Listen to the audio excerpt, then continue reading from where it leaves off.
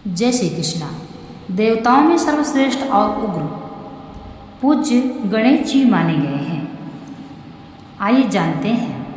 अनेक लोगों का यही प्रश्न होता है कि अनेक सुंदर और शक्तिशाली देवता हैं। सूर्य हमें रोशनी देते हैं, इंद्र देव पानी बरसाकर अन्न उपजाने में सहायता करते हैं, जीवधारियों के प्राण रक्षक पवन देव हैं। फिर गणेश जी की प्रथम पूजा क्यों होती है, आइए जानते हैं। एक पौराणिक कथा के अनुसार प्राचीन काल में एक बार देवताओं की सभा हुई और उनके मध्य यह प्रसंग उठा कि सब में श्रेष्ठ कौन है। सभी देवता अपने अपने को श्रेष्ठ समझ रहे थे। इस तरह निर्णय न हो सका। अंततः निश्चित हुआ कि तीनों लोकों की सबसे पहले परिक्रमा करके इस स्थान पर जो पहुंचेगा वही सर्वश्रेष्ठ एवं प्रथम पूज्य होगा। यह सुनकर सभी देवता अपने तीव्रगामी वाहनों पर सवार होकर तीनों लोकों की परिक्रमा करने चल पड़े। किंतु भारी भरकम शरीर वाले गणेश जी अपने वाहन मूषक चूहे के साथ ही वहीं रह गए। किंतु उन्होंने अपनी साहस नहीं खोया। वे वहां से चलकर उस स्थान पर गए जहां उनके माता पिता शिव पार्वती बैठे हुए थे। उन्होंने माता पिता की 3 बार परिक्रमा की और जाकर सभापति के आसन पर बैठ गए। सर्वप्रथम मयूर मोर पर आरूढ़ कार्तिकेय जी 3 लोगों की परिक्रमा करके पहुँचे और सभापति के आसन पर विराजमान गणेश को लड्डू खाते हुए देखकर क्रोधित होकर अपने मुद्गर का प्रहार उनके दांत पर किया। गणेश जी का एक दांत टूट गया। तभी से वे एक दंत हो गए। तत्पश्चात गणेश जी सभी देवताओं की समक्ष तर्क प्रस्तुत किया कि तीनों लोकों की सुख संपदा माता पिता के चरणों में विराजती है। माता पिता की चरण सेवा ही सर्वोपरि है। समझिएगा, माता पिता की चरण सेवा ही सर्वोपरि है। जो इनके चरणों को छोड़कर लोकों का भ्रमण करता है उसका सारा परिश्रम बेकार है। उसका सारा परिश्रम बेकार है। माता पिता के चरणों में ही तीर्थ है। गणेश जी में जो विशेषताएं हैं, यदि मानव उन्हें ग्रहण कर ले तो वह भी अपने समाज में प्रथम पूज्य बन जाएगा। भगवान गणेश का विशाल मस्तक हमें लाभदायी विचार ग्रहण करने की प्रेरणा देता है। उनके बड़े बड़े कान उत्तम विचारों को सुनने की प्रेरणा देते हैं। नीचे की ओर लटकी सूंड खतरों को सूंघने की प्रेरणा देती है।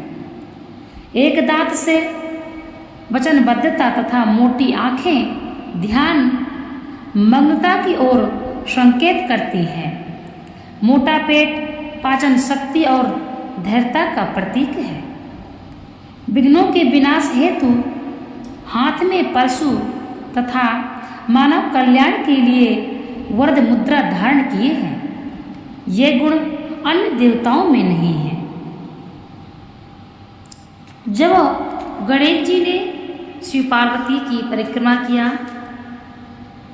और कहने लगे काशी में भी यही विराजमान है, विश्वनाथ में भी, सभी तीर्थों में भगवान ही तो विराजमान है और साक्षात भगवान मेरे सामने बैठे हैं, तो मैं कहाँ जाऊं? मुझे क्या आवश्यकता है तीर्थ करने की? और गणेश जी ने अपना दिमाग लगाया और उन्होंने फटाफट अपने माता पिता शिव पार्वती के परिक्रमा कर ली और जाकर बैठ गए। सभी देवता अपने अपने सवारी में बैठकर, वाहनों में बैठकर दौड़ते रहे और परिक्रमा करते रहे।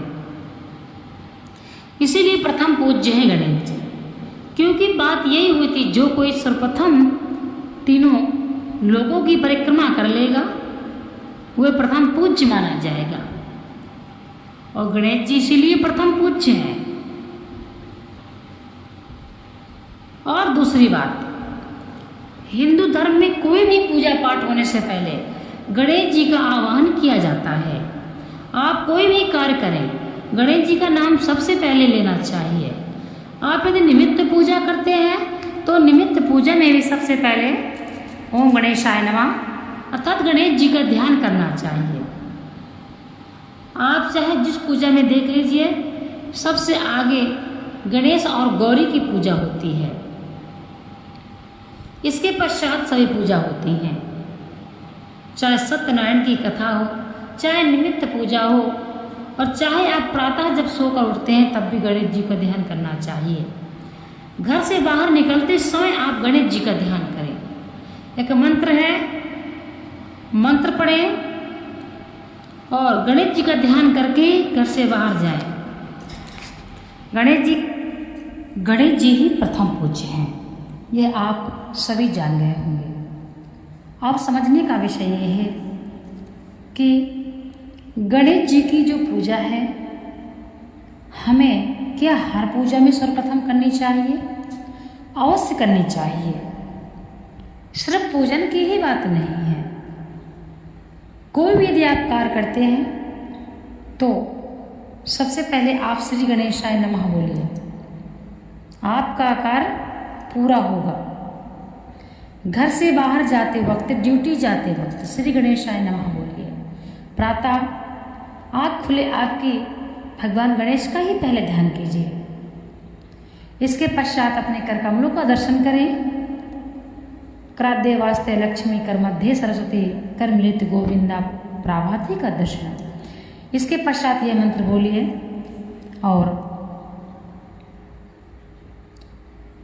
माता सरस्वती, भगवान विष्णु, शिव का ध्यान करिए। हम सबसे पहले जब सोकर उठते हैं मंगल मूर्ति का ध्यान करते हैं। श्री गणेश जी का छवि का ध्यान करिए, उनके स्वरूप का ध्यान करिए। वह मंगल मूर्ति है। कोई भी आपका कार्य सफल ना हो रहा हो, भगवान गणेश का नाम लीजिए, वह कार्य में हाथ तभी लगाइए, क्योंकि वह विघ्न विनाशन है। जिस कार्य में ज़्यादा विघ्न बाधा आ रही हो, उनका नाम लेकर के आप करके देखिए, आपका वह कार्य पूर्ण हो जाएगा। इसी प्रकार से आप अपना एक नियम बनाइए। इस संसार में कुछ भी नहीं है। जो हम बाहर देख रहे हैं वह स्वप्न है, जो हमारे अंदर है वह साक्षात्कार है, वह सत्य है। तो अंदर भगवान को, अपने हृदय में भगवान को हमेशा रखिए। भगवान के नाम का चिंतन करिए, भगवान के नाम का जप करिए, भगवान से सच्चा प्रेम करिए, भगवान को सच्चा भाव दीजिए।